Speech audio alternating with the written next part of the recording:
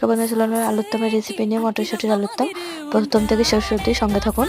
প্রথমে আলু কটা ভেজে নেব, তারপরে একটা শুকনো লঙ্কা আর তেজপাতা জিরা ফোড়ন দেবো, তার মধ্যে পেঁয়াজ কুচি দিয়ে দেবো, একটু নাড়াচাড়া করে নেবো।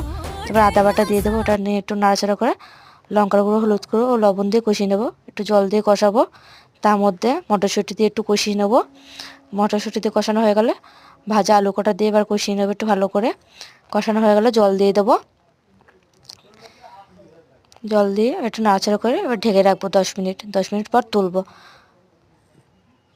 10 মিনিট পর তুললাম। এবার আলুটা সেদ্ধ হয়েছে নাকি দেখে নেবো। আমার আলু সেদ্ধ হয়ে গেছে, একটু কাঁচা লঙ্কা ফাড়া দিয়ে দিলাম। আর উঠলে আসলে একটু গরম মশলা দিয়ে দেবো। আর রান্না হয়ে গেছে। কেমন হয়েছে বলবেন, ভালো লাগলে অবশ্যই লাইক কমেন্ট সাবস্ক্রাইব করবেন। ধন্যবাদ। এটা আপনারা ভাত দিয়েও খেতে বা রুটি পরোটা দিয়েও খেতে পারেন। আমি দুটো পরোটা ভেজেছিলাম, পরোটা দিয়ে খেলাম। দেখুন কত সুন্দর হয়েছে। আপনারাও